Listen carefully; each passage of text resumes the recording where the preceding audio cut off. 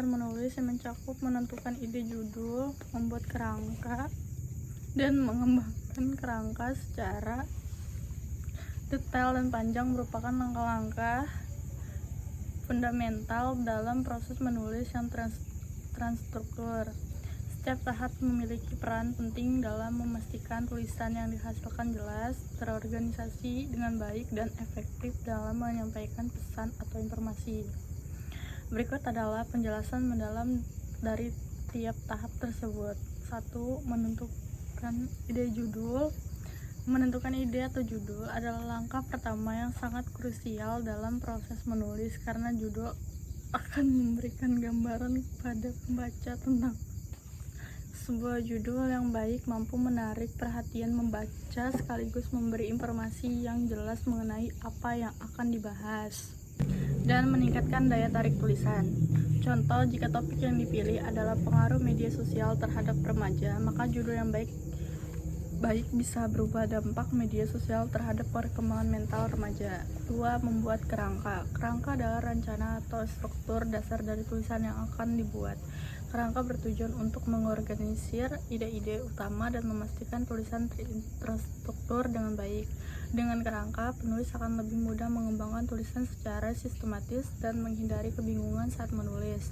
Kerangka umumnya terdiri dari 3 bagian utama: pendahuluan, isi, dan penutupan.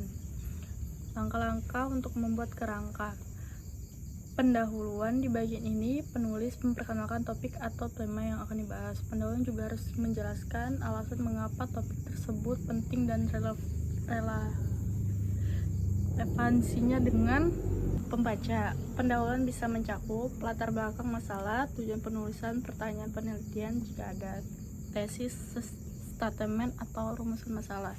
Ini adalah bagian utama dari tulisan yang mengembangkan ide-ide yang telah diajukan, dan pendahuluan dan kerangka isi. Penulis harus mengidentifikasi beberapa subtopik atau poin yang ingin dijelaskan lebih lanjut.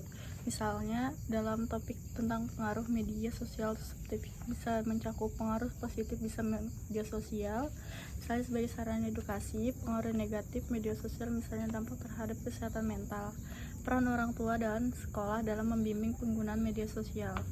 Penutupan. Bagian penutupan merangkum seluruh isi tulisan dan menyimpulkan temuan atau pendapat yang telah disampaikan. Penutupan juga bisa mencakup kesimpulan dari pembahasan, saran, atau rekomendasi. Langkah-langkah untuk menentukan ide judul. Identifikasi topik utama. Tentukan pokok bahasa atau masalah yang ingin dibahas. Ini bisa didasarkan pada tema yang relevan atau isu tertentu yang ingin diangkat. Fokuskan pada pesan utama. Setelah mengetahui topik, pikirkan pesan atau tujuan yang ingin disampaikan melalui tulisan. Apakah tulisan tujuan untuk menginformasikan, menghibur, membujuk, atau mengajak pembaca berpikir lebih dalam? Buat judul yang singkat, jelas, dan padat. Sebuah judul yang terlalu panjang atau ambigu bisa membuat pembaca bingung. Coba untuk membuat judul yang langsung pada inti masalah, mudah dimengerti, dan menarik perhatian. Misalnya judul seperti pengaruh teknologi terhadap pendidikan di era digital, lebih jelas daripada perubahan yang terjadi dalam dunia pendidikan. Gunakan kata kunci yang relevan. Judul yang baik mencerminkan kata kunci yang ada dalam isi tulisan. Hal ini akan mempermudah pembahasan untuk mengetahui apa yang akan dibaca. Harapan untuk masa depan atau solusi yang terhadap masalah yang dibahas. 3. Mengembangkan kerangka secara detail. Setelah kerangka dasar selesai, langkah berikutnya adalah mengembangkan setiap bagian kerangka secara lebih rinci dan detail. Mengembangkan kerangka berarti memperluas ide-ide yang ada dalam setiap bagian, memberikan penjelasan lebih mendalam, serta menambahkan data, contoh, atau argumentasi relevan. Tujuannya adalah untuk menghasilkan tulisan komprehensif dan mudah dipahami oleh pembaca. Langkah-langkah mengembangkan kerangka secara detail. Pendahuluan. Latar belakang masalah. Di bagian ini, penulis menjelaskan konteks yang lebih luas dan topik yang akan dibahas. Mengapa topik tersebut perlu dibahas? Apakah ada fenomena tren tertentu yang perlu dicermati? Penulis dapat menceritakan data statistik, kutipan dari ahli, atau contoh konkret yang mendukung pemilihan topik. Tujuan penulisan. Tujuan atau alasan mengapa tulisan ini dibuat. Misalnya, tujuan tulisan ini adalah untuk mengkaji dengan media sosial terhadap kesehatan mental remaja. Tesis statement buatlah sebuah pernyataan utama yang menjadi argumen atau pesan inti dari tulisan.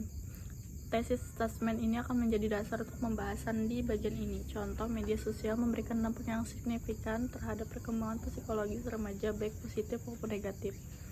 Isi pengembangan ide utama di bagian ini, setiap subtopik yang ada dalam kerangka perlu dikembangkan dengan lebih rinci. Penulis isi pengembangan ide utama di bagian ini, sistem subtopik yang ada dalam kerangka perlu dikembangkan dengan lebih rinci. Penulis harus menyajikan fakta dan teori atau contoh nyata yang mendukung setiap poin.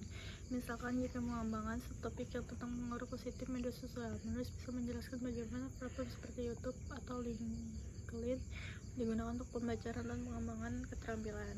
Argumentasi yang jelas dan struktur setiap poin yang dikembangkan harus didukung dengan argumentasi yang logis dan koheren. Argumentasi ini bisa berupa bukti ilmiah, penelitian sebelumnya, atau pengalaman nyata yang relevan. Pada setiap argumen bisa mendukung dan tidak bertentangan satu sama lain. Perbandingan dan analisis jika memungkinkan, bandingkan berbagai sudut pandang atau temuan yang ada, misalkan perbandingan pengaruh media sosial terhadap remaja di berbagai negara atau antara jenis media sosial yang penutupan. Kesimpulan di bagian penutupan, penulis dirangkum seluruh di tulisan dengan memberikan kesimpulan yang mencakup hasil utama dari pembahasan. Misalnya, dari hasil pembahasan dapat disimpulkan bahwa media sosial memiliki dampak yang kompleks terhadap perkembangan mental remaja yang tergantung pada cara penggunaannya. Saran atau rekomendasi, penulis bisa memberikan saran terkait cara mengurangi dampak negatif atau memperkuat dampak positif dari topik yang dibahas. Contoh, untuk mitigasi dampak negatif, orang tua dapat mendidik harus memberikan panduan yang tepat mengenai penggunaan media sosial. Arah penelitian lebih lanjut, jika relevan, penulis bisa memberikan saran untuk meneliti lebih lanjut atau mengajukan penelitian yang belum terjawab dalam tulisan.